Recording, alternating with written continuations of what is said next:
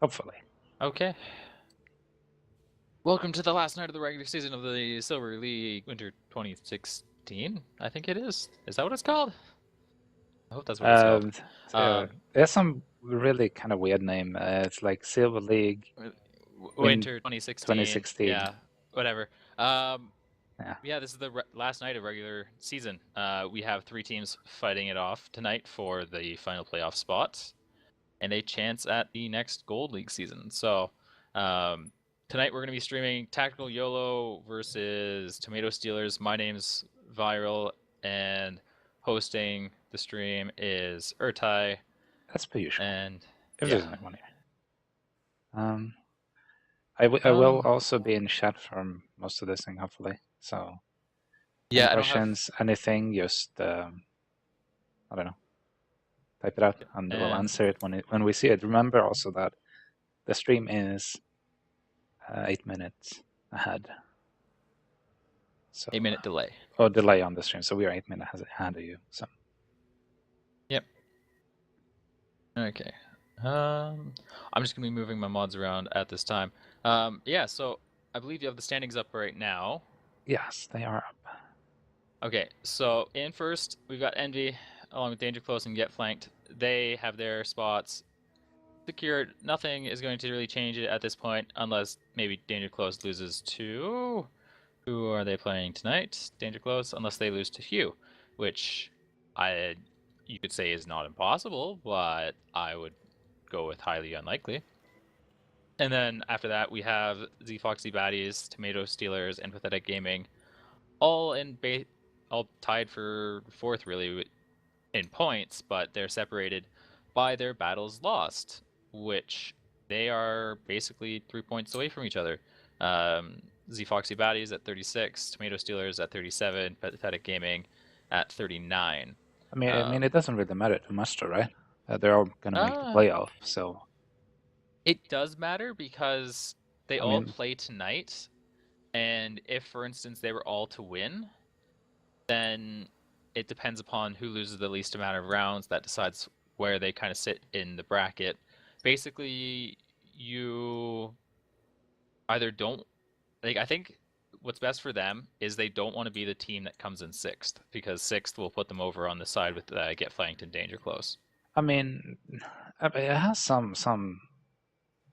Well, like you always say, though, I mean, you have to go through all the teams to win anyway. So, if you're aiming to win, it doesn't really matter. You're gonna have to fight the best teams anyway. Yeah, I mean, we've already kind of looking to see how the playoff bracket's spreading out. So we are going to have Envy off on one side, playing off against 4th, 5th, and 8th, and we'll probably end up having Danger Close and Get Flanked playing off against 6th and 7th. So it's up to you which side you want to end up on. Just 4th and 5th are going to end up playing against each other, and one of those teams will end up in the top 4. So we have 3 standout teams so far, and then everyone else is slightly behind. Okay, I actually have to get this go up.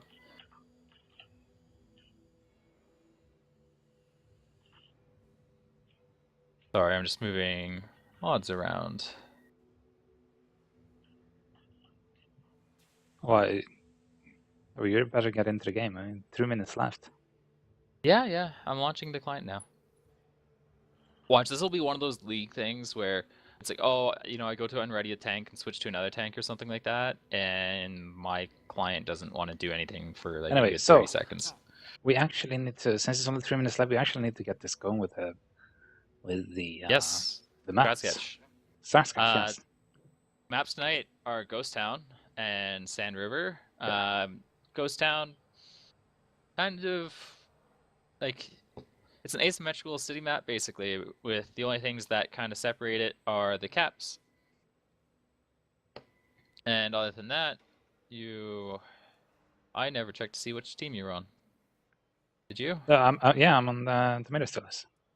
And You're okay, on 'cause Yolos. So that should already be, I think so anyway. Yeah, okay. I'm logging in now, and I'll be right in there. How much time do I have left? 2 minutes. Okay. So just bring up the strat sketch. I'm just gonna throw myself in there, and then we'll quickly go over that. Ghost Town asymmetrical map. It's very simple, really, how the approach or how the teams generally end up approaching it. Defense, it's generally in one of two places, along with the offense taking one of like 4 starting positions, basically. Yeah, I mean, it's kind of a we take this point, you take this point, and we rotate around each other trying to get advantage. Yeah. I mean, talking simply. Yeah. I mean, as you see here, we've drawn it up. The strat sketch shows the defense in red with the offense in green. So defense, they spawn over here on the 1 marker, and they will either end up taking this green 1 area here or this green 2 area. Green 2 is a hard to counter towards the 2 cap. The green 1 is a hard to counter towards the 1 cap. And then we have these 2 orange areas where the defense will generally send some kind of medium or scout tank. They'll either send them down to the south, which is a bit more common, or what teams have started doing is they play more down green 2 and then they'll leave like a scout up by this orange 1 area up here.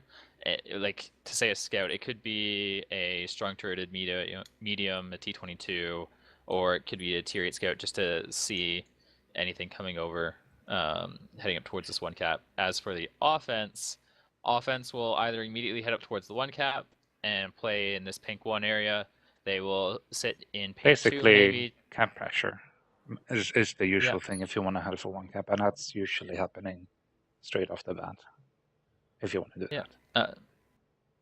Pink 2, a common thing that you might see is teams will come in, they'll head towards the middle of the map, either in pink 2 or yellow 1.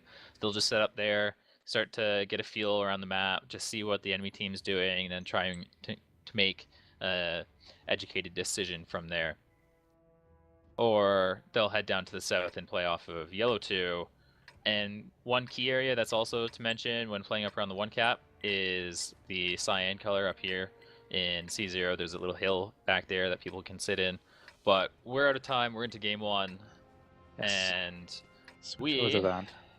Yeah. Nothing too surprising coming out from the lineups so far. I mean, possibly the Waffle, maybe the most surprising, I'd say. Nothing really special, though. I mean, you usually see a decent amount of these tanks from any tier of the WGLNA. The Gold League, Silver League, and I guess Bronze League also. I haven't watched any of it, but pretty standard lineups. Yeah, the Waffle is seeing more play out of Russia and Europe, where they've been able to make better use of it than over here in North America. 2 113s, ever since the buff, they've really been picking up in play.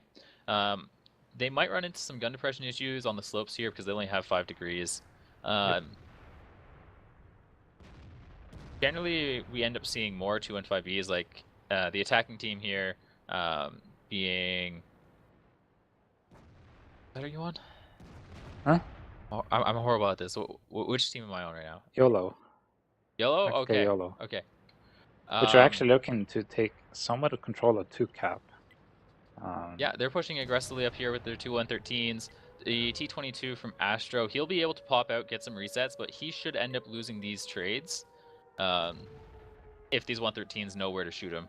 There's a few places, like the T-22, it's great in these close range city maps because it does have some fantastic armor, but you really don't, like, there's too many weak points on the tank that you can really just abuse if you know what you're doing.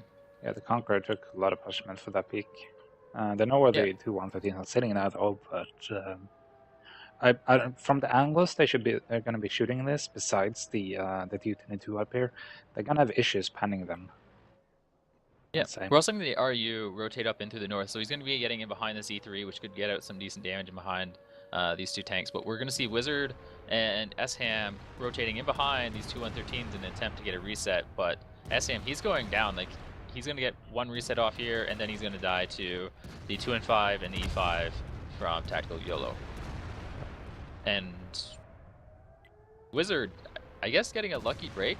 The Waffle Halo Angel fired off a partial clip earlier and then clip out into Wizard. So Wizard got to survive there for a little bit. We're seeing some trades come in through here. Yeah, really good flanking though by the middle stealers for a bit there at least to get the resets on the 113 is really easy. They're in a little bit of an issue at the moment though when their flanks are getting started pushed in by tactical Yolo. Astro Bubba goes down. Dogs probably should have tried to play that a little bit more aggressive to get more support to his teammate. Well, right now, if Tactical Yellow were to be maybe a little bit more aggressive, I mean, you got the 50B trying to chase down this RU-251. So they could possibly be picking up some damage here. Actually, I think the Waffle is clipping out.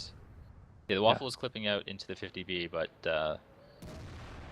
he got Waffle back should out have a just couple in of time. more though, right? I mean, really close battle at the moment. I think though that if actually this is, I mean, Tomato Steelers does have a fully health tank. They need to take advantage of that. They have a full health tank that can go in and take damage, whilst other people can actually help and peak against the damage it takes. Yeah, I mean, Prometheus, he popped out around the corner here, but he's just going to get cleaned up by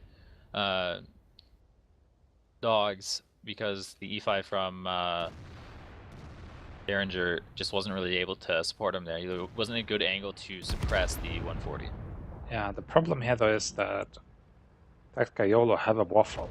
No idea how many shots he has at the moment, but I mean, it's still a Waffle. He can take down both these two tanks that the Ministers have within a couple of seconds.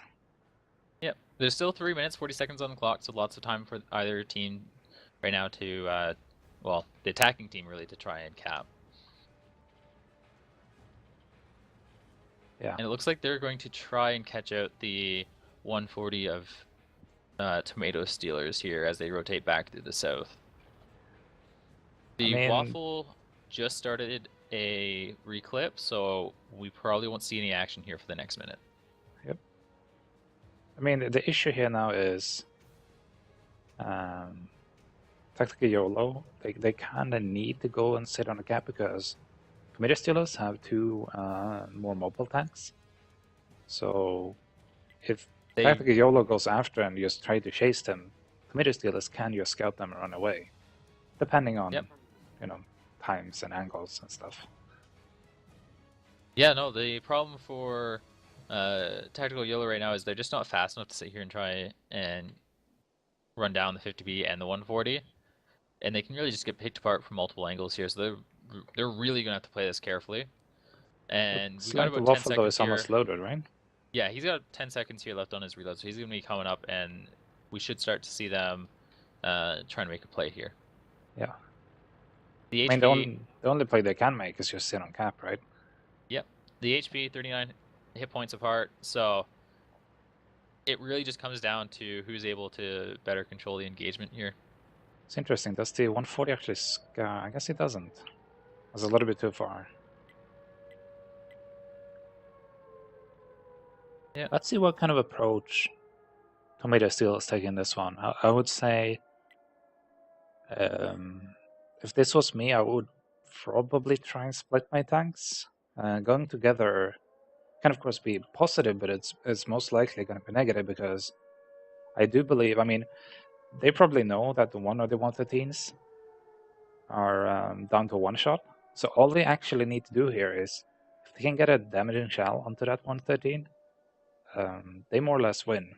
Because the Waffle, I do not believe, can cap it out by himself at the moment.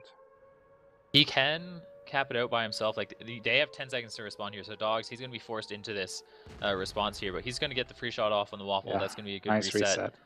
The 50B will probably come in, work down another angle. They right now, or as of right now, they can no longer cap with just the two of them if they keep on getting reset. So the Waffle's going to take another shot here from the 50B. Waffle goes down for it, though. Do you believe the 140 needs one more reset for this? I do believe he actually needs it on a 113. I don't understand why the Waffle just doesn't YOLO him. I mean, that worked. Yeah. Like, he had to get a reset, but at the same time, it's just like... And it's to say, like, either play really had to work, really could work simply because the 140 had to get the reset, and so he had to push into you at that point. But it's also, like, if he does get the reset and runs away, then you're not close enough to even try and catch him. Yeah. All right. A little bit damage-wise. Nothing too special. I'd say the Waffle actually getting out as much damage as he did is, for the team opposite to the Waffle, it's always bad. I mean, you let the Waffle actually reload 3 times. But besides that, I mean, the Conquerors probably could have put out more damage. Definitely. But yeah, anyway, a little bit on stress sketch then, I guess. Yep. I mean, how it kind of played out for... Maybe to ready up also. It's a friendly reminder. I've got the readied up. Yeah, I mean, what happened there is... It's hard to really say. Well, basically, what happened there is Tactical Yolo went up, they pushed their attacking tanks up onto the cap, they started to try and cap out, and then they kind of just sat back and sat there. They allowed the Tomato Stealers to come up, find where they are, flank around them, and start working them down from different angles. And they just didn't really do anything to try and get themselves out of it. Like, the 140 here, he got off some good damage when the 2 and 5B pushed in. Like, there was just some questionable plays coming out from Tactical Yolo at times, which made the battle closer than what it needed to be. Like, they kind of just set up, took the slow play, let the Tomato Stealers try and work down different angles, and it just didn't... I don't know, they could have been more aggressive on one side. Like, I feel like they just had their tanks too separated. They weren't able to punish... Are you talking about Tomato Stealers or... I'm talking about Tactical Yolo. I feel like Tactical Yolo, they should have been able to win that simply because of how spread out Tomato Stealers was. Yeah, well, they should have been able to win it easier, yes. I mean, they could just taken enough tanks to push down one flank and wipe the tanks. I mean, they more or less played corner games where they did not need to. Anyway, we have our next battle on the go here.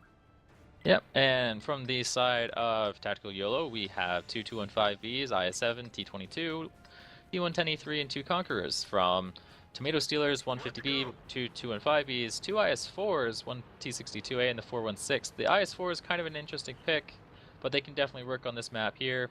I mean, 416. 416 screams one cap, right? Oh, I mean, you put it on there because it's so low to the ground. It's hard to hit. Yep. And then you basically try and screen with IS-4s because you can put them in positions where they only show the turret. I believe. I expect these IS-4s to either be working off corner or working off some kind of slope where their upper plate becomes a lot more effective armor angles. It looks like Tactical Yolo here, they're already recognizing, they know what this 4164, they're coming right on over here, they're trying to get a firing line to try and get some shots out. The nice thing here is they have such wonderful guns, like super accurate guns to sit here and try and just snipe the cupola of tech for the next, I don't know, minute, 30 seconds here before they are forced to make any kind of response. Yep. Ooh, they're actually I don't know about this defense though from Tomato Stealers. It's a little bit too spread out. Again, I'd say. Yep, they're trying to cover too many angles. And that's the one problem with the IS-4 is it's a really slow tank. Like, if you bring it, you're kind of playing more where you're waiting for the enemy to either push into you or you're waiting for them to be in a stationary position where they're not going to move, and then you just push into them with it. Like, if you're trying to sit there and say play Bring Around the Rosie where the enemy team's pushing around one side and you're trying to push around the other and you just do a dance, you're going to lose the dance because the enemy team will have or should have a faster lineup. Yeah. Now, it looks like Tactical Yolo is going to be ready here for some kind of response because they're bringing their T-22 all the way around and behind, which he's going to end up possibly having a bad time between the IS-4 and Dogsman in his T-62A. He's actually on a bit more of a YOLO right now. He's coming up here trying to get the reset, but he's got some of the rubble to try and shoot through, but we're gonna have the conqueror here of Stan pushing right on through to get that reset. But he's gonna possibly lose his tank in the process here. At the same time as they're pushing through the D6 block, but they're also getting flanked by last minute in his 50B. So this is gonna be a really close fight here. HP is even right now, and we're having some team fights and some different, and a one-on-one happening off in the corner. Yeah, by the mediums. I mean, I do believe that Yolo should go out positive in this one. They should come out positive. They have more tanks in a specific area, and the 50B is now out. So only consistent fire tanks from the midi steelers left. So, yep, and they are just losing tanks after tanks. They're only up by 400 HP at the moment, though. Let's see what happens out in the east here. Who's gonna win that? It looks nice fire by the 322. So the frontal fire. I didn't see if there was a fire beforehand that caught it. That like I don't know if he had the automatic fire extinguisher and it was used up before, or whether he was just running through there instead of the fire extinguisher, which is kind of a dangerous thing to do on any tank that does have frontal fire, like the 62A. Yeah, I mean, there's some certain tanks you can run without the fire extinguisher, but preferably you'll not run with it. Yeah. I mean, But when you have all these crew skills on a bunch of different tanks, for the most part, you're better off just dropping something like a med kit, especially on tanks that have a frontal fire. Like if you want to sit there and run food, drop the med kit, keep the fire extinguisher, because you're going to get shot, and Jack of all trades is a wonderful skill. I mean, from our point of view, I mean, we saw it coming, what was going to happen, pretty obviously, and why the spread of tomato steelers doesn't really work in that occasion. Damage-wise, I mean, nothing too special again. I mean, tomato steelers just need to put up more damage in the initial engagement. They have a little bit too few tanks there, though. But yeah, what happens anyway? A little bit back to strat sketch again.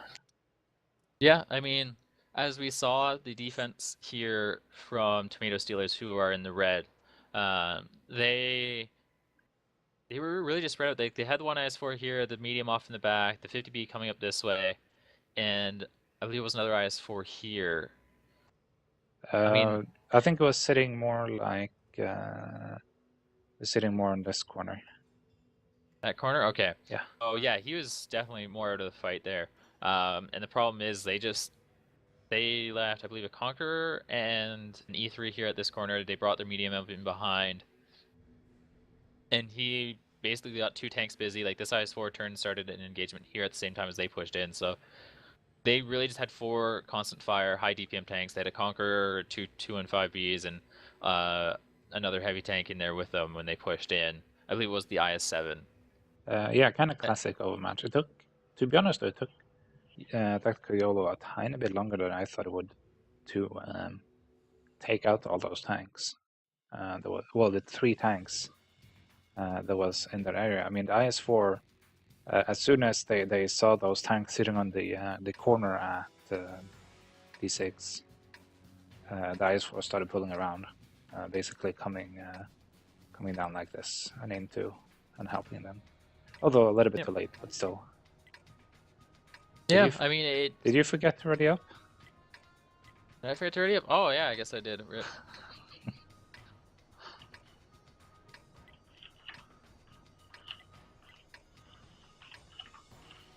out. Well, that just happened. Okay.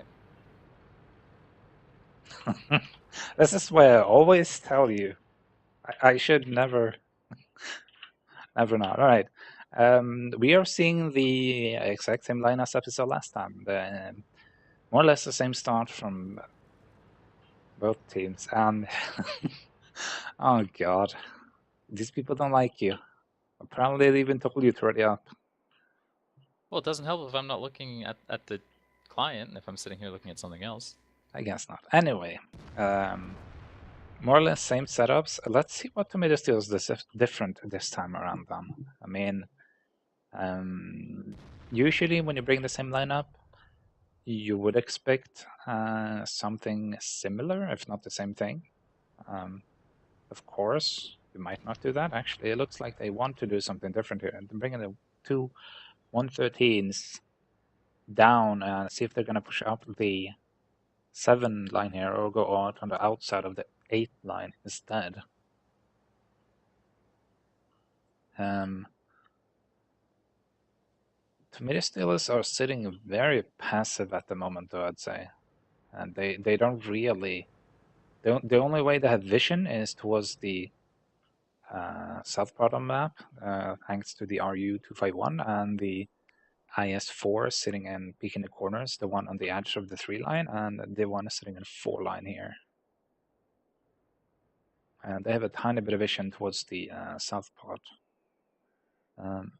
It looks like Tactical Yolo, though, is setting up for either trying a fast cap with a screen or just putting the RU onto the cap to get a bit of cap pressure, and then possibly waiting for the inevitable push by Tomato Steelers.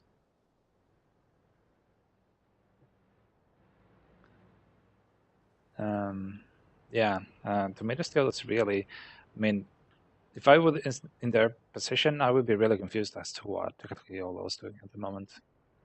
I do believe they should scout these two 113s coming in, though.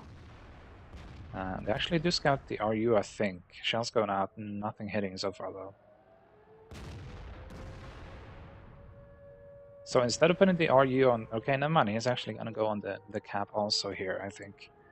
So this is going to be a lot of issues for Tomato Steelers trying to push into this. And I do believe they are doing the right thing here. They're bringing more tanks towards the north, and where the 215 is now sitting to get shots onto and down onto the cap, instead of trying to take the engagement in the town. It also looks like the Steelers RU all the way down in the bottom is coming around to try and get those resets from behind on these tanks.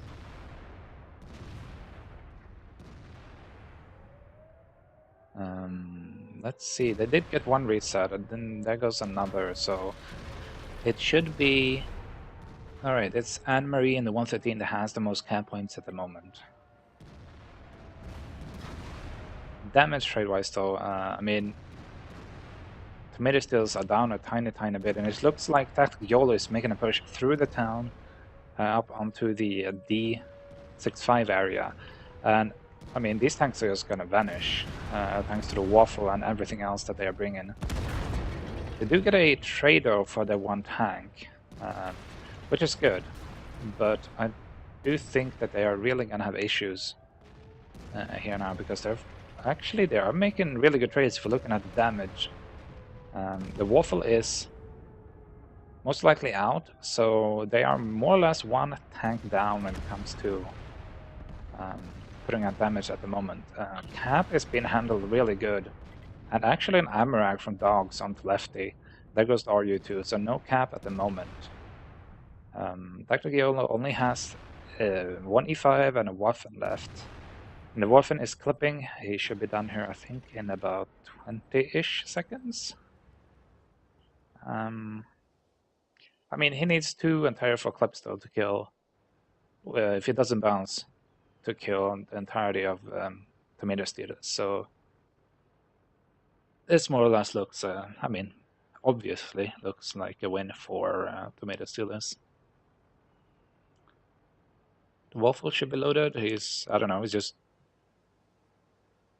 kind of, I guess, looking for some, well, if they had it, for some fantasy points. Which hopefully they get next season. Maybe. Who knows? Probably not, but hopefully. You should have scouted the Waffle right there, I think. So they know where he is. Yes, it looks like everybody else is just turning around.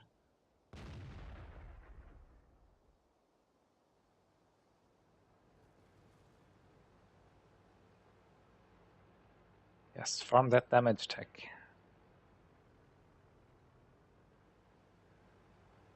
This is okay. Actually, taking the down round.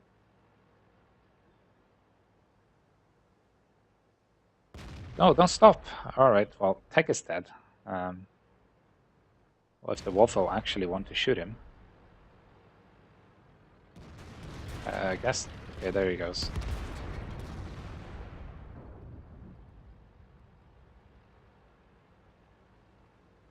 We should Wizard. Alright, never mind. Last minute picks up this kill from behind my screen, behind my camera. Anyway, first spell picks up by Tomato Stealers, and let's go have a look at the scores.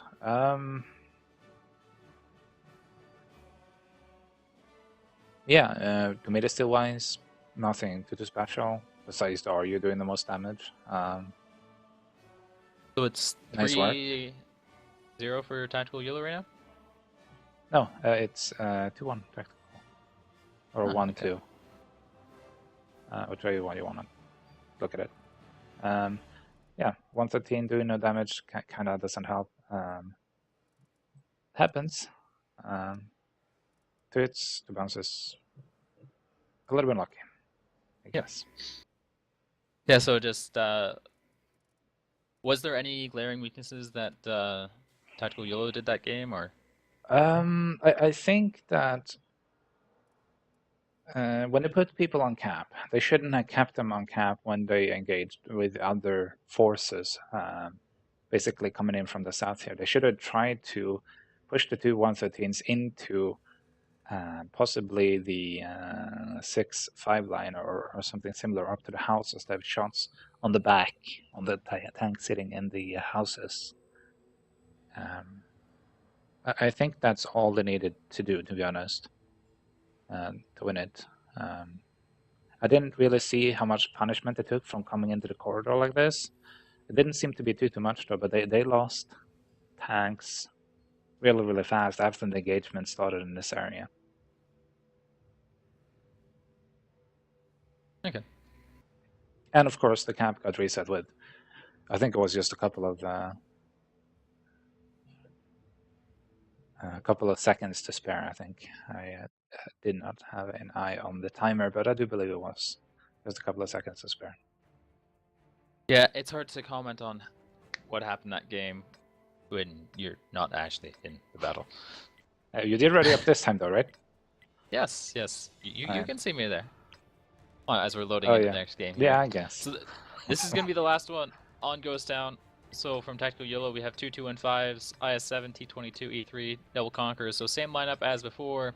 Coming out from Tomato Stealers, W100, 1215B, 1 IS-4, 1 T-57, 1 T-22, and a 1390. So something different from them. It'll be interesting to see how they play it this time. Yes. I mean, already it looks like they're heading here towards the south. So we might end up seeing some more 2-cap play coming out for them. I mean, bringing the 100s more or less says that we are going to try and outmatch you by either focusing one of your tanks down, or we are going to try and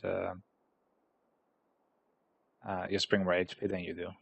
I mean, 650 HP is not really that much. I mean, it's just one shell from some of these tanks, or 1.5 shell from some of them. Looks like Last minute iron got safe, like barely safe there from Halo Angel in his E3 as he fired a shot all the way down here and just missed last minute in his T-22. Yep. But who knows? Maybe his dark holes and titanium plating armor probably would have eaten it inside. Some damage here already coming out onto Whiskey Dowd and Tech sitting off in the corner. It looks like we're seeing a similar approach to the Himmelsdorf 8 line where they're sticking the 1390 off into the corner here. They're going to see which way Tactical Yolo tries to respond to this, but I mean, Tactical Yolo doesn't really have to do anything at this point. They're not being threatened by Cap. No, So, yeah. I mean, I think that if they somehow can get out the T20, if Tomato Steelers can get out this T22 somehow, I mean, they're obviously in the lead. I mean, they can just completely ignore him. Just take their 2 tanks, pull them out, and just push into the other tanks on the other side of tactical Yolo, because that T-22 is gonna at least take I don't know, 10, 15, maybe 20 seconds, depending on which way he chooses, before he can actually be in the fight. So Yep. they I will have mean, an it doesn't. overmatch if they do that. He has gotten a little bit of damage out from his position all the way in the back there. He's just trying to thread some shots here between two different buildings. Yep. And I think what really needs to happen is they're going to ignore him for now and probably try and get the T-22 at the last minute all the way up and around behind these heavy tanks here. But once again, right now, I mean, to say they've sat there and lost the trades, they've... Tomato Stealer is like... They had a 600 HP advantage, now they kind of lost a little bit, so the HP has been going in favor of Tactical Yolo here. Yolo. They're flanking around with a couple of tanks here, though. I don't know. The poking with the T-22, not that good of an idea. It doesn't really have that strong of a turret. Nope, not when you can overmatch the turret roof or go right to the gun mainlet. So unless you sit there and crit the gun, you can kind of turn it to Swiss cheese with your 326 APCR pen. Yes. Yep. And it would have probably been better to place an IS-4 there, but he is... I mean, he's holding down the other side against E3. And Wizards slowly losing out on the trade here. And I would say the biggest problem that Tomato Steelers is running into right now is they're not threatening the capital, and they sit here and they have this T-22 all the way off in the H1 corner, just constantly shooting them in the back. Yeah. So it's really stopping Wizard from playing up close to the corner, and he's also trying to sit there and trade with a hull down 215B when he's in E100. Looks like they're getting this 57 into the battle, though, unloading his entire clip into the Conqueror. And the Conqueror is actually surviving on 6 hit points. Kind of lucky, I'm guessing. Alright, never mind. He goes down eventually. That's a good peak from the D-22. Yeah, I mean, they just threw tech onto the cap, but he's in a place where he can actually be blind fired by any May, so... Yeah. It's, I wonder if he'll be... I'm going to say smart enough to throw out those blind shots, because the 215B is they're going to come around the corner, they're going to see where he is, and then... Oh, no, he's rotating all the way off and behind, so they won't really have two... Yolo's pushing here. They're pushing into low the 57, so they're going to take damage. They're actually pushing down below the 57, which is a good idea, because he's going to have issues shooting down onto them. Yeah, I mean, they also took the overmatch here. Once again, Tomato Steelers kind of spreading themselves too thin, in reality, to really be effective on the battlefield here, and it really just allowed... Oh, you know what? The trades are coming in. They brought their 2v100s across. They could sit here and they can really start to punish Tactical Yolo. I mean, they have about 1,000 HP up right now. And especially as these high alpha trades start to come on through, we're going to sit here and Dan's going to die. Carry mode, he's the only tank left over here on this corner. E3's came. I mean, the 57 should be loaded there soon. So, I mean, if he wants to Yolo in on the IS-7, he should do that. I don't think the 90 plus the E5 can actually take this IS-7 down for full health. He's been punished from Anne-Marie and the E3, though. So, maybe... Well, I mean, the IS-7 he has a huge advantage here in like playing up in behind these wrecks and whatnot. And if the 1390 can get in behind him, he will give the IS-7 a bad day, but it'll just be up to Annie here to try and shut that down. Yep. The 39 seems a little bit confused on what he want to do. That is not good from Whiskey. That is a lot of damage he's taking for... I mean, that wasn't necessary. He could just sit back and just wait. Even if he takes damage for just the IS-7, I mean, the IS-7 doesn't really have that much damage output. He just waited for the 90 plus the 57 to hopefully rotate around. I think one of the biggest things that we're actually going to have to take a look at here is how many shots were bounced. Because I feel like Tactical Yolo should have had a bigger advantage going into that fight than what they came out with. And...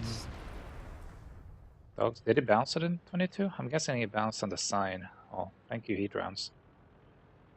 Yeah, I mean, Dog, he's just going to run away here, try and get himself some time to reclip. He might be able to do... Say he can do something. Tactical Yolo just really has to sit back here. They can push up and try and find him, or they can just sit back. Yeah.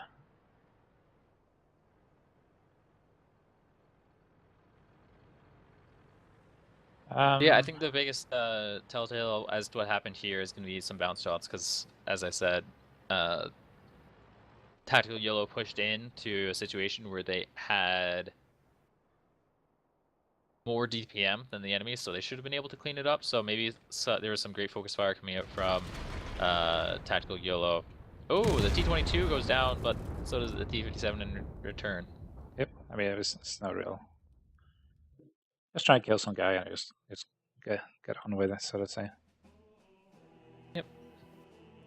Let's have a look here then on the damage. Damage-wise, the teams are fairly close, so let's actually have a look at the bounced. One bounce from the 57. I mean, it's not bad. 3 bounces though from the law. Did not see the angles you were shooting them at, but 2 on 5B. I mean, you should more or less pan all your shots. Oh yeah, it should really be penning all its shots.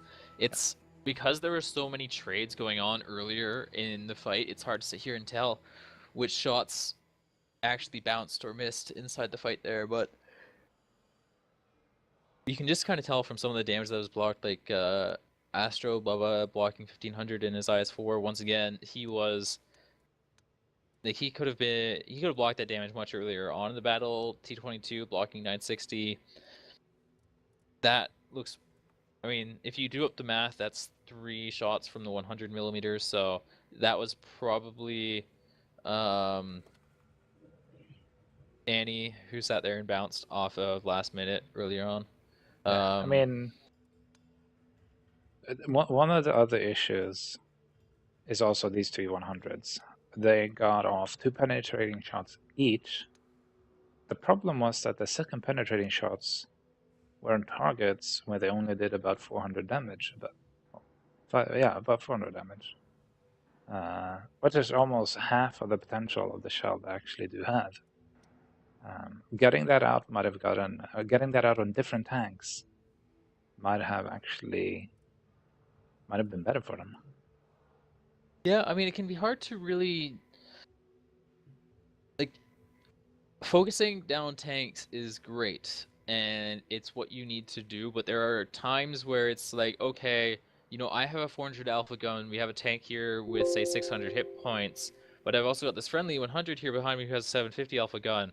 I can sit here and leave that 600 tank for the 100 to kill, and I can put my shot somewhere else because otherwise I shoot him, he goes down to 200, E100 shoots him. I now just burnt 500, so like Potential damage basically. Yeah. Potential damage. So maybe like just some little things added up there to make it close, some HP sharing, better from one side, some block shots. Like that was really close as to what happened up in that fight there. And I mean, bring the E100 across. They identified the push early on, and they started to push across as soon as they started to see the 2 and 5s and the Conqueror and the IS-7 commit. It's just, or like when we were talking there in the beginning about how they were separated and how it should really be an easy pickup. Like when you dump 4 tanks onto 3 tanks and you already have an HP lead, one's an autoloader who's basically already clipped out, you should really be able to win that fight. I think they even had maybe a 5th tank up in there with them at one point No, they firing had down 4 into tanks.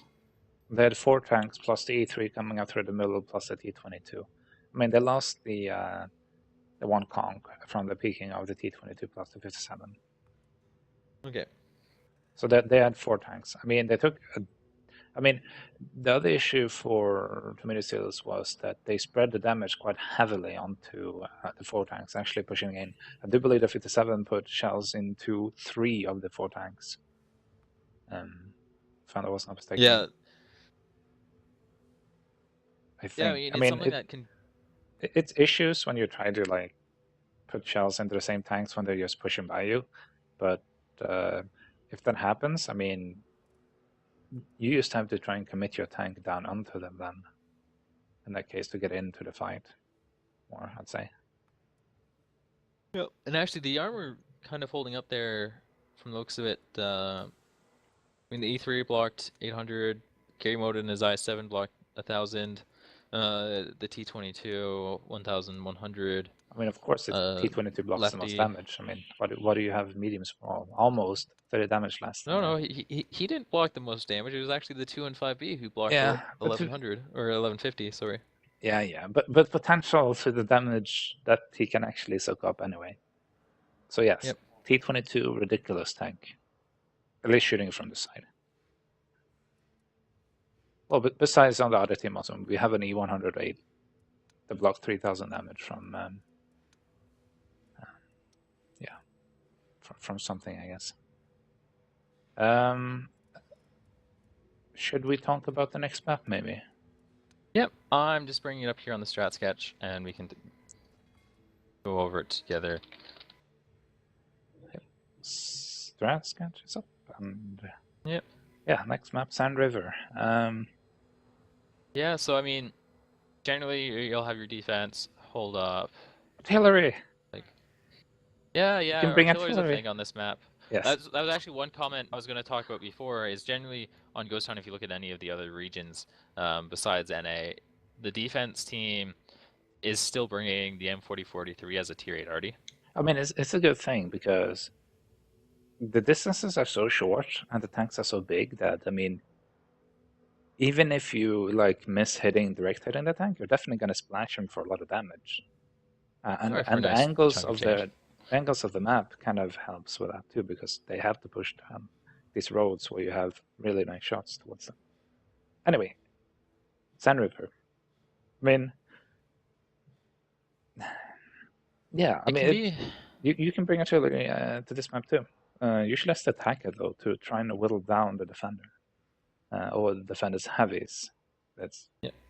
I mean, the reason why that is, like, the offense for their tanks, they get these nice steep ridges that they can hide up in behind, so it makes the shots really hard for any artillery trying to put shots back out onto them.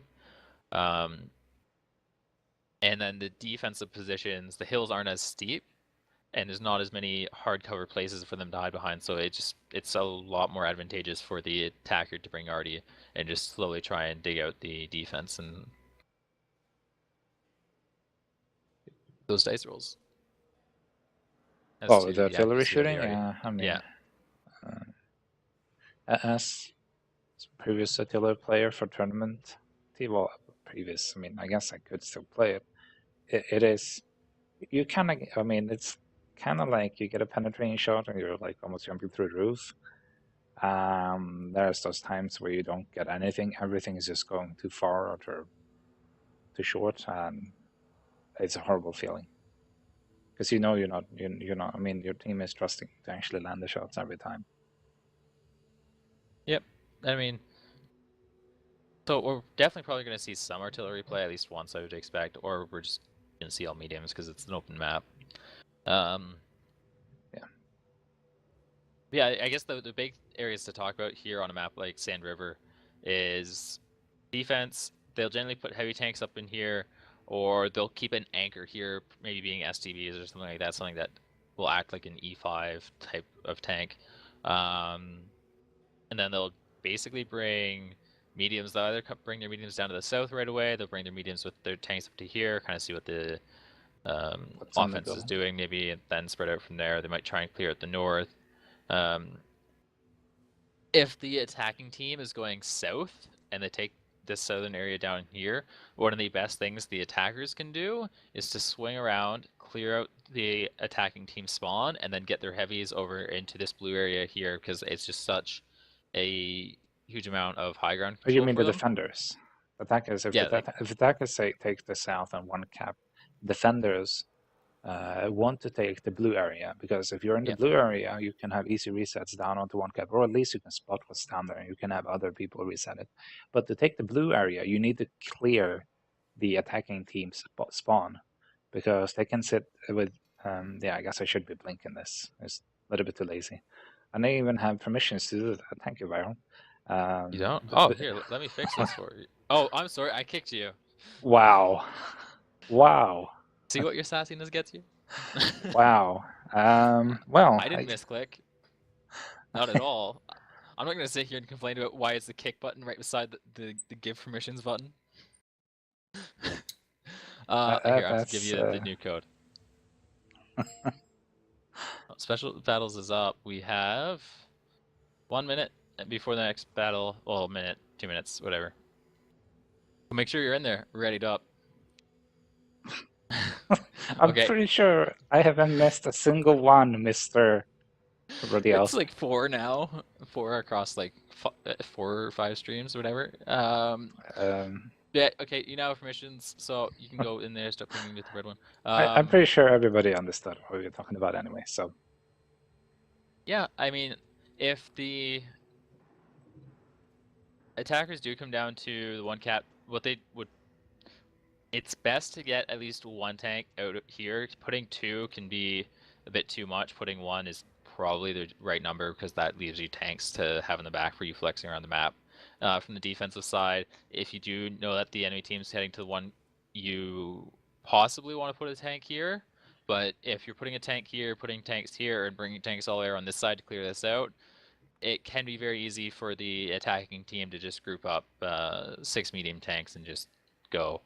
I mean, it's yet one. I mean, on this map, it's a lot easier to spread out your tanks because you get more angles plus more cover that you can use to cover wherever Yep. is And there's out far. generally a long distance for anyone to cover in a short period of time if they're trying to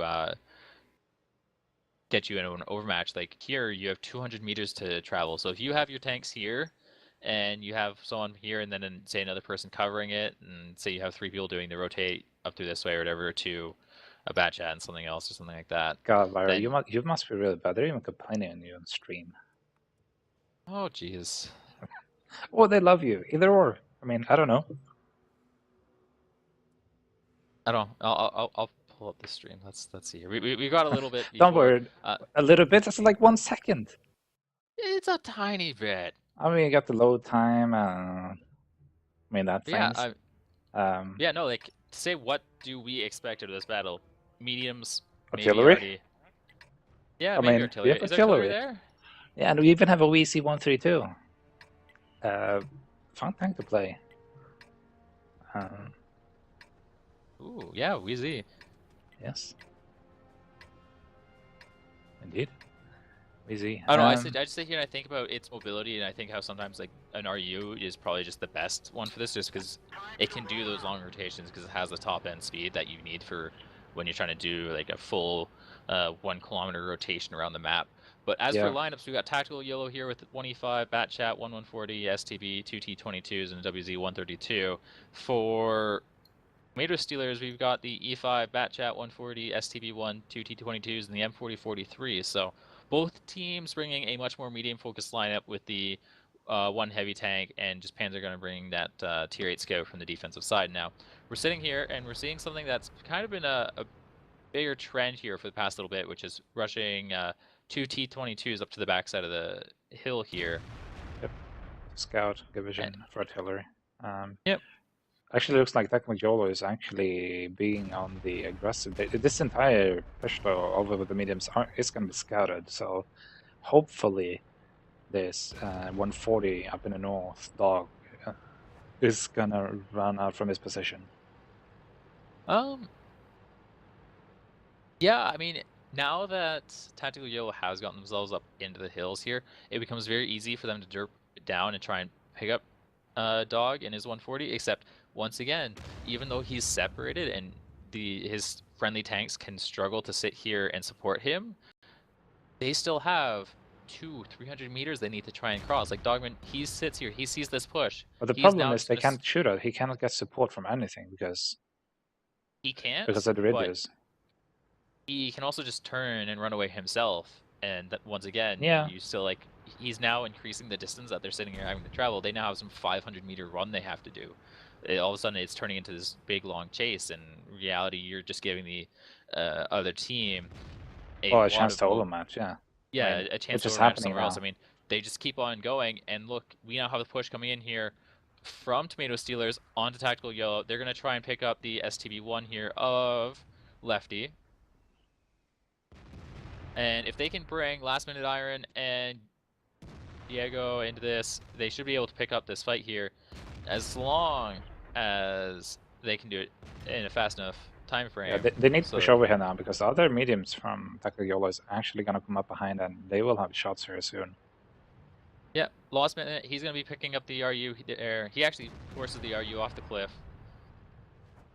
And he dies from full damage. Now, Tomato Steelers, they're really going to have to start going forward here because now the medium tanks, they've finally caught up and killed that 140 and they're starting to come back towards. So they've started to lose their overmatch chance. And actually, the HP has not gone in their favor. We're looking at an 8,000 HP lead, or not lead, but 8,000 HP for Tactical Yolo, 4,000 for Tomato Steelers.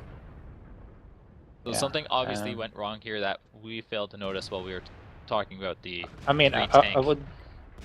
would say that the problem was that they did not. The tanks was too spread out. The middle seal tanks were too spread out, and they could not advance in a single position with enough tanks in time to take advantage of tactical YOLO.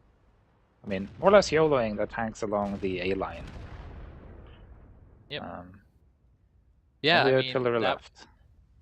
Yeah, like definitely something went wrong there. They were too spread apart. They weren't ready to come together for something like that simply because they had 140 basically take 3 other medium tanks out of the fight. They sat there and chased them around the map for a good, like, 1 kilometer basically, 1,000 meters. I mean, close to a minute, I'd say.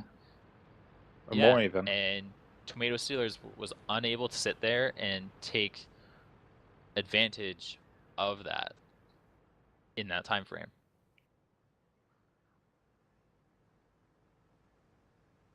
I wouldn't say that's necessarily the problem with the map. Like when you're trying, like some people, for instance, Sand River was the least played map in the league, and I feel like it's one of those maps it's actually pretty decent. And once teams start to play it more, I feel like we'll start to see it more as a map, and more teams will grow to like it.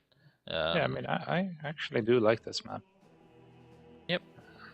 I think some maps in the game, when you look at them from a tournament standpoint, some maps are good for small team formats, say 5 men or less. Some are good for medium size, where it's like 5 to 10. Then some are better designed for like 15 to 10, somewhere in there. And I feel like Sand River, like, so say teams complained about it in the Champion Series of the 14v14 Clan Wars stuff, and some teams or clans didn't like it. But I feel like it's actually better in a smaller size format of, say, 7v7, where you have half the number of tanks on the battlefield. And yeah, like, some people may not like it initially just because there's some bad taste in people's mouth from previous experiences, but I feel like just give people enough time and the map will really start to grow on people. Okay. Now I'm readied up. We got 50 seconds. Go over the damage. I mean, obviously, damage-wise, yeah, technically all come out on top. I mean, they need to commit on the E5 plus the STB, and I think it was a 1-4, or maybe it was a T22, probably a T22. Yeah. No, but yeah, I mean, it would have probably been a 140 because it has a lot of damage. They need to commit like, earlier on that, but yeah. I mean, as we said, we sat here and talked about how they chased, like, Tactical Yolo, they sat there and they chased one tank with 3 of theirs for like a full minute, and Tomato Steelers, they either failed to immediately jump on an overmatch because they're too spread out, or like, I don't know, they should have been able to jump up in here, kill the 1 T22, the STV, and the E5 that were here, and they should have just kept on going, but instead they just kind of stayed back. They got up there, kind of held back, trying to wait for more people to come in when they really just needed to get going forward. There's not much more to say about that round there. Were you pinging on strat sketches in that time? Kind of. Oh yeah, I didn't. Not enough to really matter. I didn't. I'm pretty sure that everybody understood. Well, hopefully understood what happened. It's just they didn't take a chance of the opportunity of what actually happened on the map, or that they weren't prepared enough to take the advantage at that time. I guess is a better thing to say. Looks like they're bringing artillery again, though, and this time on the defensive side. Yeah, so for the lineups here, Tactical Yolo, Bat Chat, 2 140s, STB, 2 T22s, and the 132 again. And the lineup from the defensive side being Tomato Steelers, 1E5, Bat Chat, 2 140s, STB, T22, and the M4043. So A little Should bit be rather damage out on interesting the here. bat chat. A little bit too on the aggressive spot. You usually want to put your turret tiny or the side of your tank a tiny bit above this to be able to scatter it. I mean, you know they're coming this way even if you're getting late because there's only one way they can get over here and light you in time. Pillar shell out onto. I have no idea because it didn't hit. It did not connect. The HP bars did not change for Tactical Yolo, so the artificial obviously missed. But we do have a large rotation here coming out from Tomato Steelers all the way down through the K line. This is possibly their last game of the night, as currently I believe Tactical Yolo is up 4-1. Oh yes, I should probably change So if that. they can't convert this game here into victory for them, they will end up losing this game 5-1, which will basically allow or give Tactical Yolo the last playoff position. I mean, hopefully it doesn't come to that. Hopefully see at least a couple of more games. They've spread their resources out a little bit too far. The already tries to get a blind reset. They've got 10 seconds now for this bat chat to get up in there. I don't know if he's going to have enough time because this is basically what happens on Sand River. If you commit too far to the south, he should you're have not enough going to get time. back in time to reset. Nope. Okay, never mind. He wastes his missed the shot. shot. All right. I guess this is done then. Yep, the series is over. I mean, when you talk about Sand River in that way, you kind of the defense is kind of forced into one style of play because they have to be able to watch the two caps, and if you commit too far to the south, then you can't get back in time. Really, I mean, you kind of have to YOLO a tank in, and if they have 3 tanks there, and you're just YOLOing one of your faster tanks in, then it's probably not going to turn out so well for you. No, I mean, thinking back on something that one of our casters on the previous seasons said about on my current team, then Elevate in season 5, I think it was. We did a fast cap against, I don't know, so one of the sim teams, Simply Resistible, I think it was, where they basically did not even jump over to shoot at us, even though they actually had the time. I mean, this kind of feels a little bit the same. You kind of need to shoot the people, or be able to shoot the people that's sitting on cap. I mean, otherwise you lose. Quite simply. Obviously. Yep. Yeah, kind of an anticlimactic thing. Especially when you have such a close playoff race. Yeah. Okay. I mean, there's nothing much to say. I mean, you don't reset cap. Well, to say the accurate description of what happened there is Tomato Steelers went for kind of a Hail Mary play where they went all the way down to the south, all the way down along the K line to try and get up in behind, flank, and kill members of Tactical Yolo. Tactical Yolo identified that they were doing the flank. They dumped 3 people onto cap, and Tomato Steelers was not in a good enough position to get back in time and reset the cap. Even if the bat chat would have gotten the reset off, they would have ended up losing a tank. They still would have ended up having to almost YOLO more people back. Yep. And it really would just, I think it would have been a slow defeat for Tomato Steelers there. Well, unless the artillery could have landed like a really, really good shot.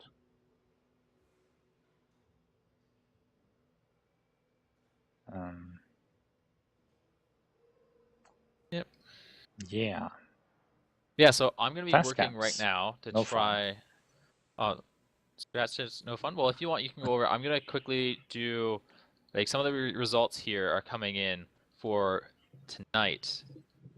And there are some games here that'll decide playoff positioning. Like, right now, Get Flanked up 4-0 over Checkmate. Danger Close tied 2-2 with Hugh. So if Hugh can win that game right now... I mean, they'd already be slightly underway into the next set of games. We just haven't received the update as to the scoring yet.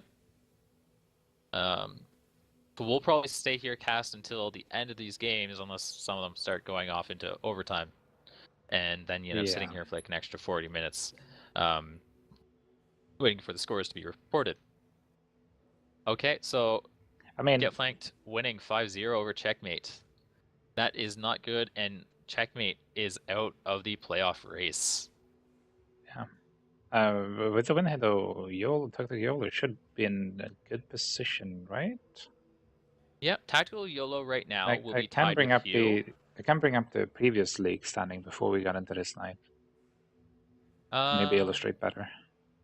Yeah, I will. Actually, you know what? Add a window capture, go onto Chrome, and we can sit here, and I have the spreadsheet up, and you can I need just that see the link. changes as I I make guess them. it's the previous link. Yeah, it'll be the Google spreadsheet one. So basically what we're going to do now is the game between Tactical Yolo and Tomato Steelers is over. We're now going to sit here and wait to see as the rest of the scores come in, and we're going to give you active updates as to who makes the playoffs, who doesn't, and then we will even show you a early playoff bracket. Yes, let's see if we So can. teams will know what teams they're fighting and what side of the brackets they will be on. Okay, so you're already at the top here. I'm editing the one down below, which you should be able to scroll down and see once you add the capture. So let's see here. Checkmate. Okay. Come on, window. Work, please. Let's remove this. Okay, so I haven't edited that. The checkmate lost. Oh, I'm sorry for the Swedish stuff.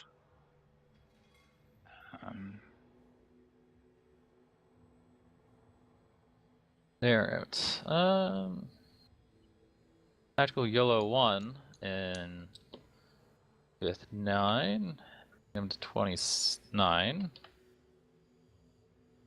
They won 5-1. So guess I can just. That is a lot better. Any more results? Oh, we're getting an update as I think we're getting an update as to Hugh and Danger Close. It's hard to say right now. I'm sitting here. I see the spreadsheet where she's recording it, and it's she has it highlighted, but nothing's being changed. What? Dance? Dance is updating the checkmate lost to Danger Close, or they lost to Get Flanked. Oh yeah, you said that 5-1 or something. They lost 5-0, so they're gonna get more points there. Is it the one down here? Oh, I probably should scroll down a tiny bit then, because yeah, that should be the one. Oh, why, hello. Hi. You did not see those.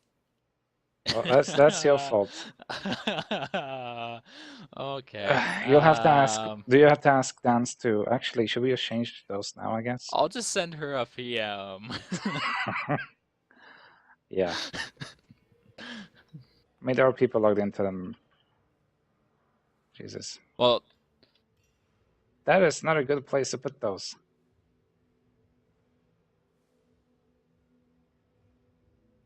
God, I can't do anything because I'm locked here anyway. Yep. Because I need to do the streaming thing.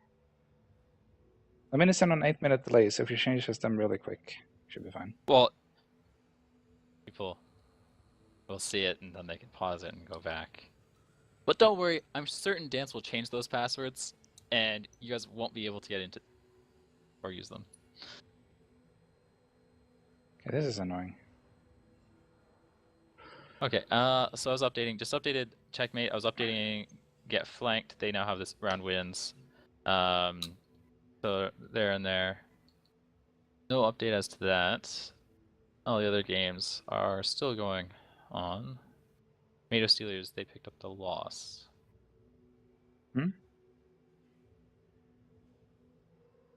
Yeah, she just confirmed that she will change them tomorrow. And yeah. Isn't that a little bit too late? Yeah. Okay. For Tomato Steelers, they've been updated.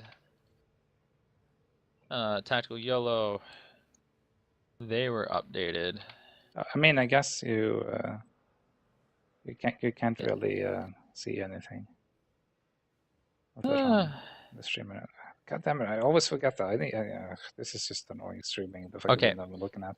so I just moved Hugh and Tactical Yolo down, and basically what we have right now is Hugh is tied, Should be this. last we Yes. know, 2-2 with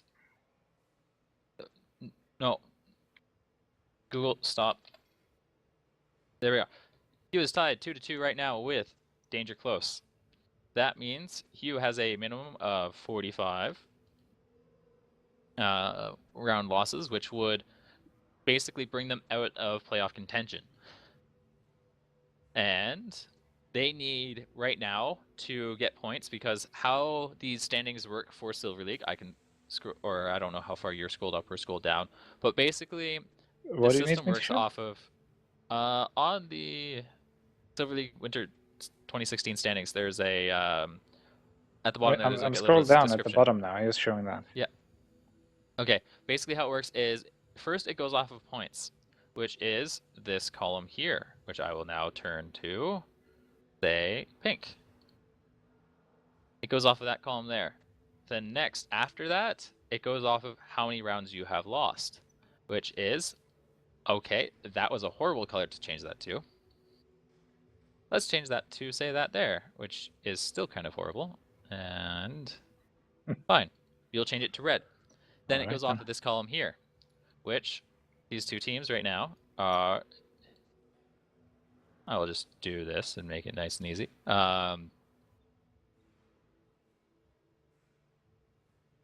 Basically, the red column. So right now, Hugh is actually right now below Tactical Yolo. And if Tactical Yolo, or if Hugh ends up winning or getting any kind of points, that means even if they go to overtime, Hugh ends up qualifying. But because right now Hugh has already lost 2 rounds, then if they lose tonight, they lose in a tie between themselves and Tactical Yellow. So we would love to get in there and watch those games and find out what's going on. But Yeah.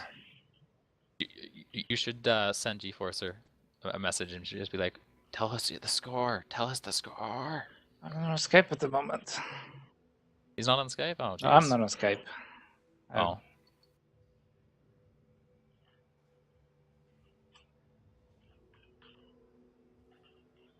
Yeah. I don't, right now we're stuck kind of waiting here for the results to come in. So maybe it might not be as entertaining, but it's still really neat to see. I mean, if we come here and we'll take this, bring that, that's going to get skewed. Bring that there. Danger Close has not been updated for their score. So Danger Close, right now they are in second. If they get any points from this, they will, or any points tonight, then they will beat Get Flanked in the regular season, and Danger Close will take second, and Get Flanked will take third. It doesn't really change anything standings-wise or which side of the bracket either teams will be on. Basically, Danger Close and Get Flanked will be playing on the same side of the bracket against each other. It just determines whether, like, second right now is set to play 7th, third is set to play 6th. And if so it just changes which, or like who they play first. And then after that, we've had the Foxy Baddies, who right now are playing off against War and Peace. That game is set 2-2 as well, so those two are tied. Then next on the list we have Tomato Steelers. They lost their game tonight, so right now they are set and stuck at 32 points. And they will probably end up dropping down to, I believe, 6th, unless, actually, if Pathetic Gaming loses to Envy, which I believe they are right now, yes, they are down 3-1, which, Pathetic Gaming 3-1, Tomato Steelers. Okay, so Pathetic Gaming will probably finish 6th. Tomato Steelers right now is looking to finish 5th. The Foxy Baddies will most likely finish 4th. Simply because even if they lose, they still win in the battles lost category. Actually, yeah, 5. So even if they lose, because Pathetic Gaming is set at 42, along with Tomato Stealer set at 42, most Z-Foxy baddies can end up with is 41. So Z-Foxy baddies right now, they have secured 4th for themselves, which just leaves Spaghetti Slappers. They are either in 8th or 7th. That depends upon the outcome of the Hue versus Danger Close game that's currently going on. And then all the positions lower than that, so for instance, Checkmate is right now set to finish 10th.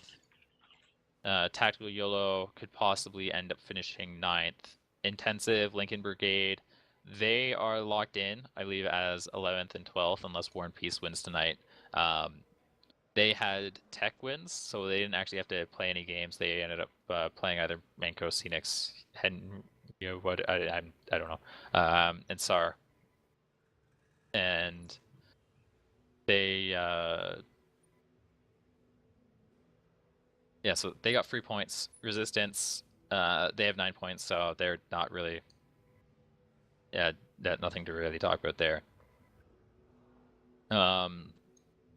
Yeah, so any more updates? No. I don't know. Wait, Oh. did you get any from the Danger Close game? Okay. No, not right now. Alright, let me see I'll if I message can. Dance.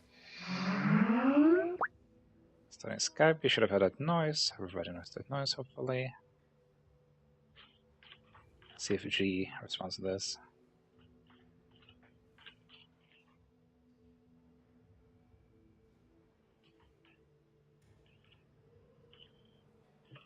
I wonder if we've been kicked. No, we haven't been kicked off our accounts yet. So we right now have good people. We're actually down to 14. Oh, you're showing your Twitch stuff. Well, there's nothing in there Okay. that's important. Yeah, So. no, you just finally switched over to the Silver League standing stuff. Oh, hey, it was cleared off. Okay. Let's go back and forth. Yeah, have no, no I was idea just if we sitting there have taking that a look many. at it as we sit here and wait. Okay, Danger Close, just 5-2'd Hue.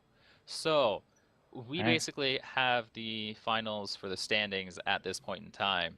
So Danger Close, they picked up their victory. They go to 13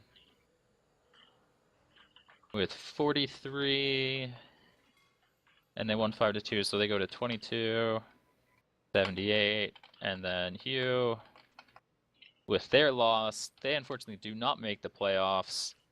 They go to 48, 60, and now we can actually sit here and rebuild this. So top 3, top 4 won't end up changing. Z-Foxy Baddies, Tomato Stealers. Actually, we're still technically waiting on the Pathetic Gaming game, but I don't think the score is going to change on that one. And I have a feeling they're probably going to end up losing. And Spaghetti Who? Slappers. Pathetic Gaming, they are playing against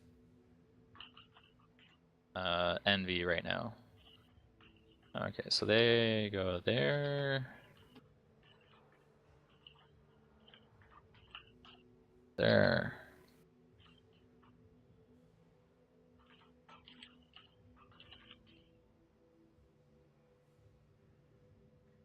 Yeah, so congrats to Tactical Yolo. With your win tonight, you have secured yourselves the final playoff spots.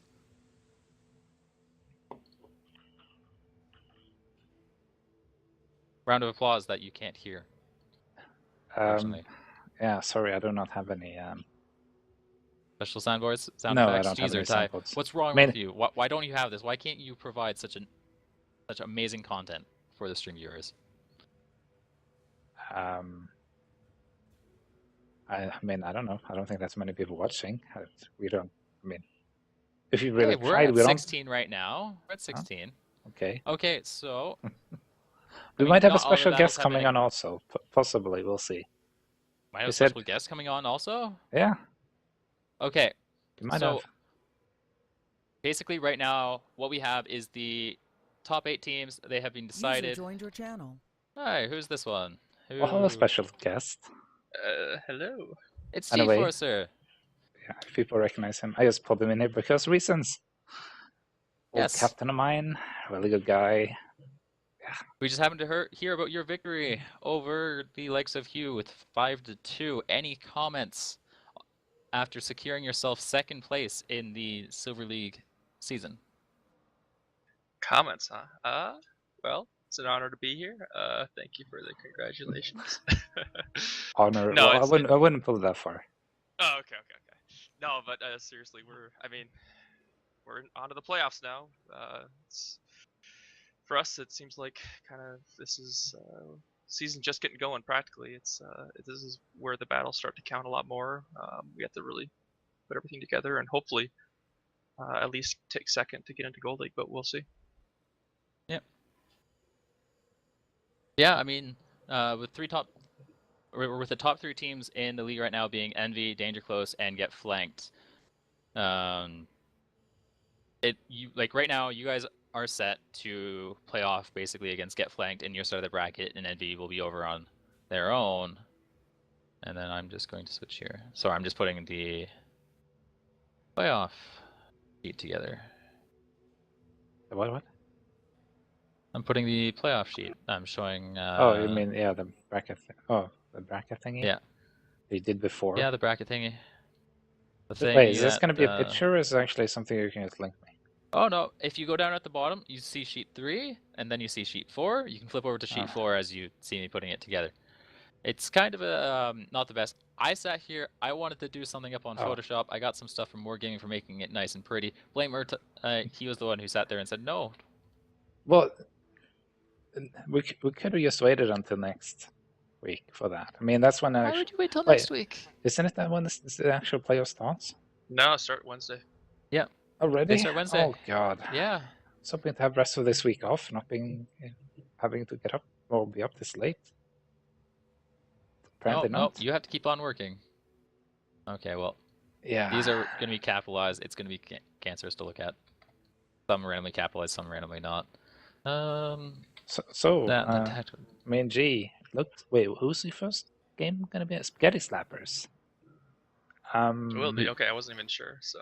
Yeah. I okay, think so. Yeah, anyway. if you go over, you'll be able to see what was supposed to be a nice picture, but isn't going to be a picture because you're just going to be looking at that there. But yeah. So first in the playoffs, we have first plays 8th, which is Envy versus Tactical Yolo. Then next with them on their side of the bracket will be Z-Foxy Baddies playing off against Tomato Steelers. Then on the other side of the bracket, we have Get Flanked versus Pathetic Gaming, and then along with those two teams, we got Danger Close versus Spaghetti Slappers. Yeah. I mean, I'm guessing that it's going to be Envy versus Z-Foxy Baddies or Tomato Steelers. I have no idea. I mean, we have not seen Z-Foxy Baddies, and from what I heard from talking with the guys over at Get Flanked, is they played them early on in the season. They made some changes to their lineup or something like that, so it's hard to say where they are sitting now as a team. Well, I mean, we do have a player. That, I don't know when you played MG, but any comments on that matchup? Z-Foxy Baddies and Tomato Steelers? Yeah, I guess I can't remember exactly when we played Foxy Baddies. We do scrim them occasionally, and they do seem to be playing pretty well right now. So I don't know really who to give the edge to, but yep. I mean, we did watch Tomato Steelers today. Okay. It could also be the maps. It could also be the maps, but I mean, yeah, it was a little bit of passive play. Yeah, like I said, possibly the maps. Maybe they don't like the maps. Who knows? And one thing, I don't know if you guys discussed it yet, but with the playoffs now, we're going to be switching, instead of just doing 2 maps a night, we're going to be switching to the Gold League format with actual bans and selections, which I think is going to be a pretty big deal. And a lot of these teams, I don't think have had to do that before. I mean, nope. I mean, that's the biggest thing we've been commenting on over the past bit. It's like we're seeing these different teams and they're playing on these different maps, but we don't know if these are teams' actual maps, because in Silver League, you get forced to play a certain set of maps. That means on Monday, you'll play a certain 2 maps. On Wednesday, you'll play the next 2 maps in the rotation. Then it just keeps on going as you rotate through the 9 maps in the league. And when you go to the Silver League playoffs, you actually get to pick and ban the maps that you want to play and don't want to play. So basically, what we were seeing from some of these teams is they may not be performing well on a map, or a team may not have been looking very good simply because that might not be a map that they are familiar with. So once they get into an area where they can actually pick and ban the maps that they want to play, it could be a big difference. I mean, I still say though that the well, at least from what I've seen, and well, to be honest, from the people I know on some of the teams, that I'd still say that, I mean, Envy should hopefully win against whoever comes out of Fox Baddies, plus Tomato still is. I'd They, probably bet that as a really high chance. And yeah, then we I have mean, right the now they are the team that's undefeated throughout yeah. the regular season. They say the top three. Envy, Get Flanked, and Danger Close, when they all played against each other, they all played Murvanka. And Envy was able to turn around and basically win out the rest of their series on Murvanka. So maybe like that could have just been a map that Envy's really good with. If they were maybe playing any other map, they possibly could have ended up losing. So like we really have these three top teams who it's like impossible to say where any of these teams sit. I mean, when Get Flanked played against Envy, they played them on Himmelsdorf first. Get Flanked went up 3-1, and apparently they were easily winning those games, and it wasn't really that close.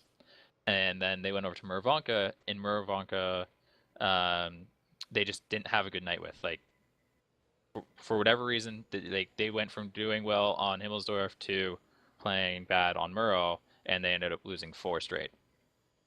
So I mean, different types that of there, maps. So, and you kind of, I mean, as a team, you I guess kind of prefer playing certain maps. And yep. I mean, even Beforcer has a set of certain maps he wants to play with his team there, and like I don't know if he wants to say them on air. It's like there's some maps that you avoid, like you don't want to touch. Like I'll say for Googly Bobbers, the maps we didn't want to touch all season long was Ghost Town. The maps we didn't ban all season long, but we never ended up playing until the end of the season, Runeberg. yeah, I mean, Like we went into that the happens. like last week of the league and we had never played Runeberg once. So if you were to sit there and look at the numbers and say like, oh hey, they must ban Runeberg, it's like we've never banned Runeberg.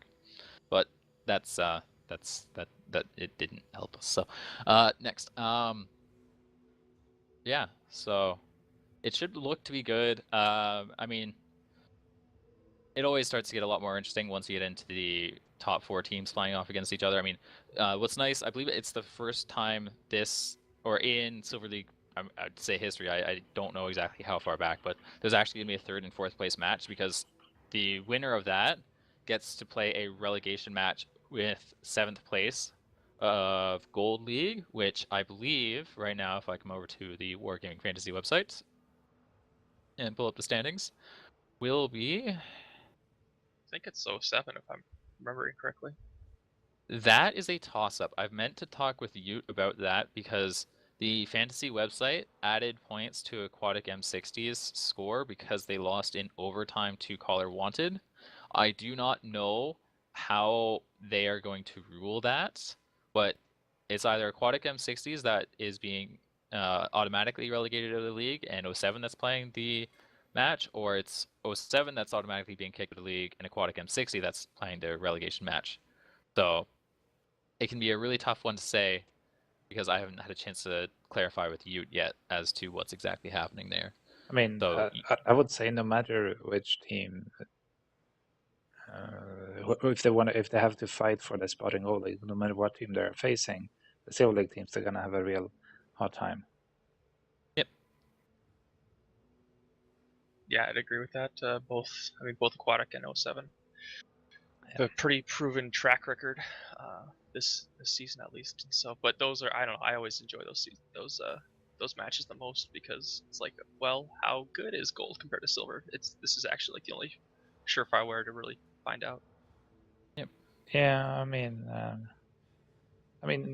Google Bubbles screamed you a little bit, V. I mean, and I would say that you're possibly one of the better. I can't say that we actually in those scrims did any any good, to be honest, because we were trying Well- out a map we hadn't played on at all, and yeah, and having new people coming in also doesn't help. Like me and Zone Well, did having- mid-season. I don't know. Like, there were a few different problems, and it's, I don't know, not a place to go into it, but yeah, the team struggled through the season. But we're not here to talk about that. We're here to talk about Silver League stuff. So, G-Forcer, let's hear your predictions. Who will win the winter 2016 season? Ooh. I mean, you can pick your own team, I'd say. I mean, I mean, I'm of course biased because I know most people on your team, but but I see that. I don't know. It's going to be a hard fight, in my opinion, between 2, possibly 3 teams. But anyway, G, what do you have to say about it? Yeah, I guess I just agree with that. I see the top 3 teams at least advancing. That 4th and 5th is kind of a toss-up, like you guys are saying. I think we have the edge over Get Flanked. We did play them in the season. I forget what the score was, but we did beat them. If we play our game, I think we can beat them. And then Envy versus us. It's hard to predict, I guess. We don't play Envy all that often. It could have been maps. It could have been other things. I know, speaking for my team, we're itching to get another crack at them to try to take them down. But yeah, it should be a good week next week.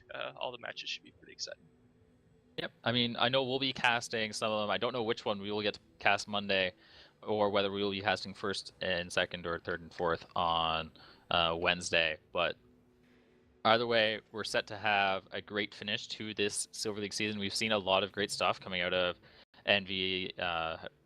Did we ever end up showing Danger Close? Nope. Or streaming Danger Close? No, that was on Incon stream, I believe. Okay. Well, we're set to have a good finish here to the Silver League season. Yeah, definitely. And thanks so much, guys, for streaming too. I know our team appreciates it. A lot of the viewers appreciate it. Get some more visibility into the Silver League team with all these teams fighting it out, brawling it out week after week, and yeah, it's fun. I mean, that's what it's all about, right? I mean, giving more publicity to not just Gold League and the entirety of the WGLNA. I would go so far as to say that some of the failure as to why the league may not have taken off so much is partially onto the community for not trying to get behind it as much as it was, like going out streaming and trying to I mean, advertise the league out on their own. I mean, that can be. It's not just on the company to make it good. I'm not going to say they made it good, but I can't say that the community helped in it depends on what kind of way. community you have. Also, you need to remember most people that are playing this game, I would say, are generally in a little bit of an older demographic, so they're not so much. I mean, look at all the other bigger esports. Those are usually people that are felt much younger than that. I would say the average demographic of all the tanks is. Besides that, next game is on, what would you say, Wednesday, I guess? Yeah, this Wednesday. Oh, we never did our predictions. Ty, what's your prediction for the finish? Who do you think out of the teams that you've seen? And don't just be all buddy-buddy with your ex-teammate there, G-Forcer. Well, I cannot, I mean, to be honest, I have 2 more ex-teammates on that team. But I don't know, I mean, from the top part of the bracket, I mean, I don't see anyone else than Envy making it all the way to the end, to be honest. Besides, I don't know, mishaps. From the bottom part is, of course, in my opinion, between Get Flanked and Danger Close. Me being partial, of course, in the issue, I'd rather see Danger Close. Which, I mean, it's a hard one to say, depending on maps. I don't know what maps you are good on per se, but I would say Danger Close So I'm hoping for an Envy v Danger Close finals, and then I don't know if we get flanked versus. I have no idea how the other for the third, fourth match.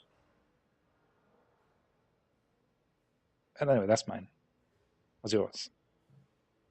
Mine, I mean, we've seen some really good stuff. Just once again, going from the top of the bracket there with Envy versus Tactical Yolo. Oh, we've seen some good stuff coming out of Tactical Yolo, but I think we've seen some better stuff coming out of Envy, so that's definitely a win there. Tomato Stealers, we saw tonight that they have some issues.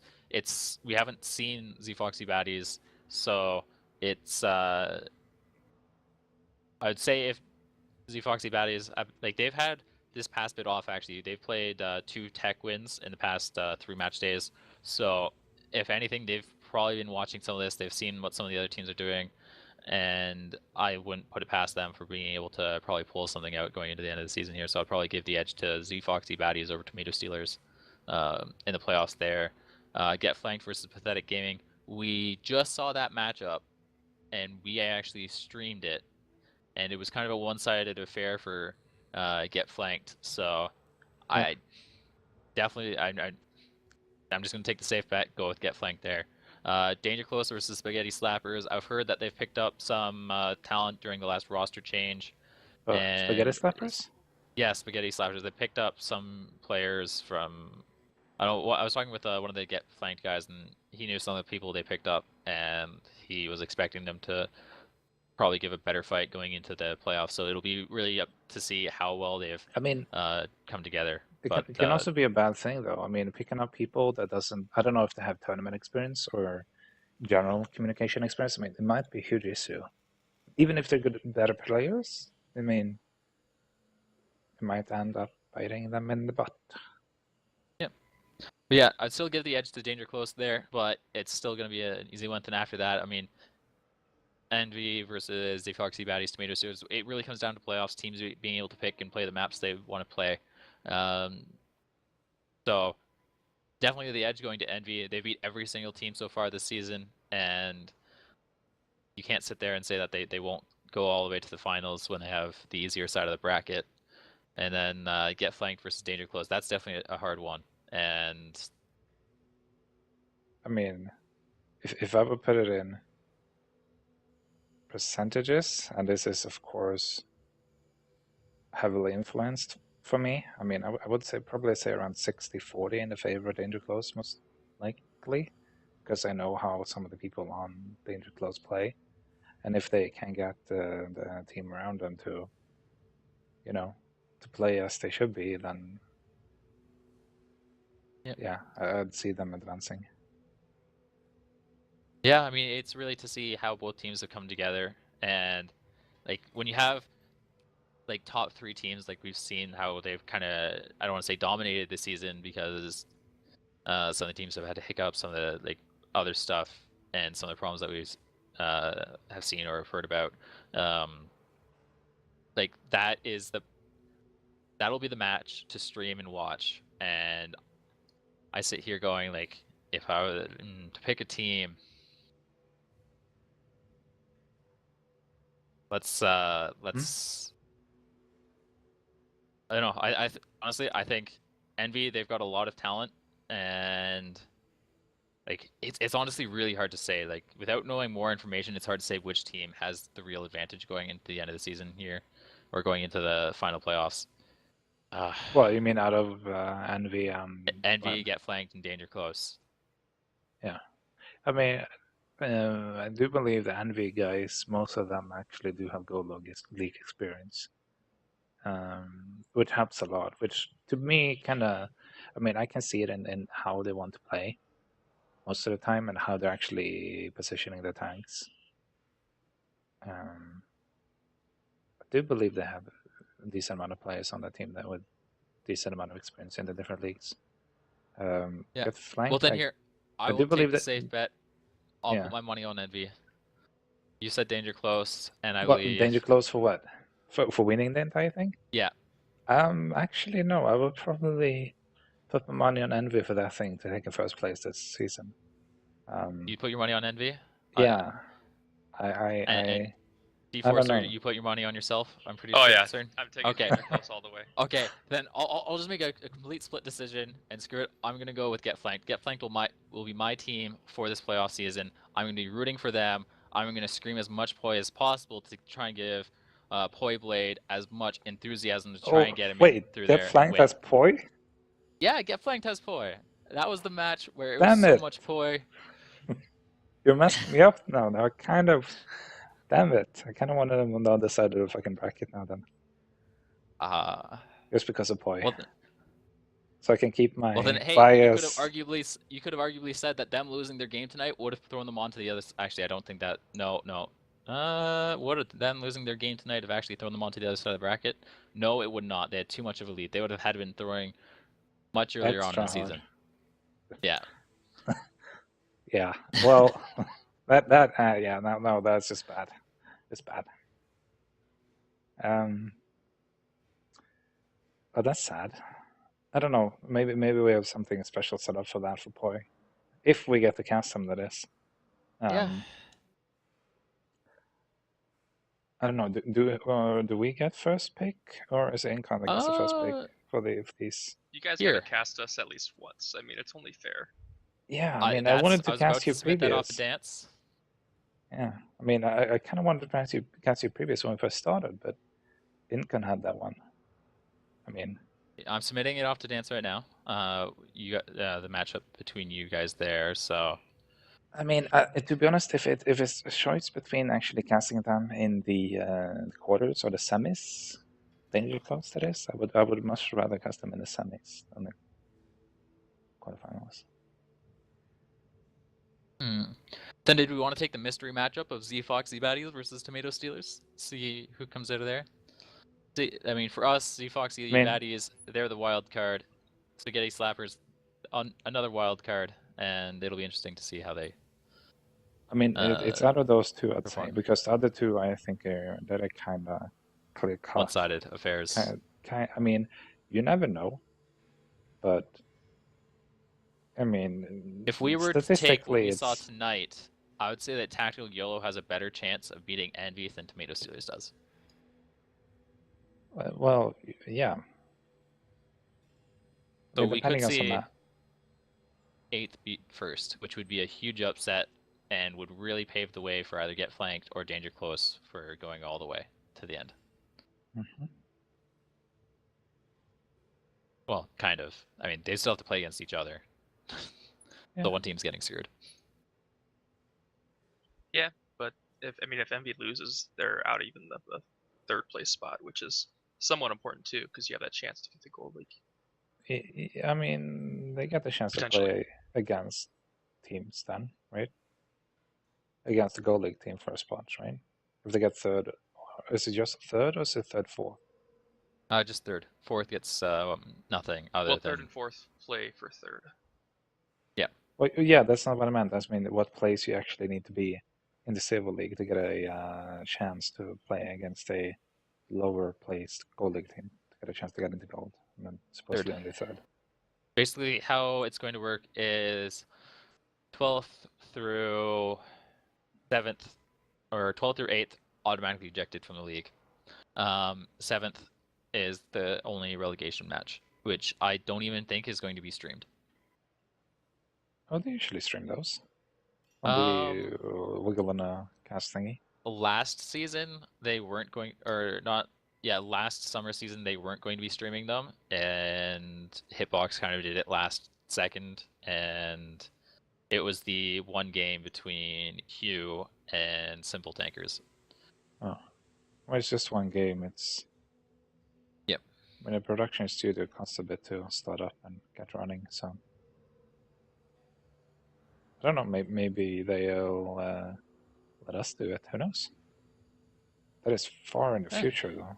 Or, did they? Wait, no, they do it straight after, don't they? They usually like to get them out of the way pretty quick. Yeah. Yeah. There's probably like a 2-week wait after the end of the actual Silver League season before those take place. So. Wow, we still have 13 people listening to us? Wow. I feel bad for them. Sticking around for all this horrible rambling. Must really like the WGLNA. Yeah, I mean, Wizard did say a little while back in chat. I did see it there, but I never ended up commenting on it. But apparently it's 07 who you'll be It's- playing in the relegation match. Just like something like 16 minutes too late. Yeah, 20 minutes more like. Yeah. Anyway, I don't think we can really go over too much about this. No. But if you want to find out what happens, be here Wednesday, and we don't know what game we'll be streaming yet, but something interesting will be happening. Yeah.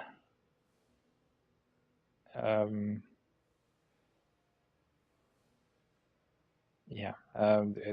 Do we just want to do shameless plugs, or do we just want to quit this? I'm kind of almost just waiting for quitting this stream. Have you even gained a follower from them? I think they're pointless. I don't know. I've got some Fine. people. I mean, You we can don't make it easy for them to follow us. I mean, we just say the like, oh, Then I would make on the Twitter. I mean, boxes down below and have things for people to click on. But anyways, you Oh, can find me over God. on Twitter at Viral. You can find Urtai over at UrtaiWatt. GeForcer, throw in your Twitter. Oh, my Twitter? I think I'm at GeForcer. You're at GeForcer? I believe so. Yes, at GeForcer. There you Well, go. If you want that's- to follow one of the top Silver League teams. Oh, the There actual you go. team is at. Well, yeah. Well, you have your team. If you want to follow one of the top players from one of the top teams, there you go. Now I'm being more or There properly you go. descriptive. Thank you. Yeah. Any last words, Siri? I don't know. I just encourage everyone watching to stick around. I mean, this is where the rubber hits the road, I guess, in these playoffs. It really determines who the best teams are, and so it's going to be an exciting finish, I think.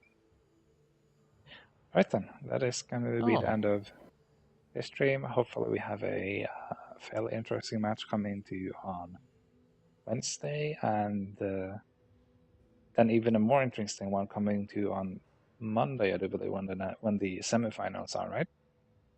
Yes. Yes. Oh, I just heard that apparently there's an ESL major for Watt happening. But it's like EU teams only, so never mind. All right then. Besides the rude interruption of unnecessary things to know, Hey, I Viral. thought it might be relevant, but it's not. Yeah. Anyway, that is it for us tonight. Hopefully we see you on Wednesday. Bye bye.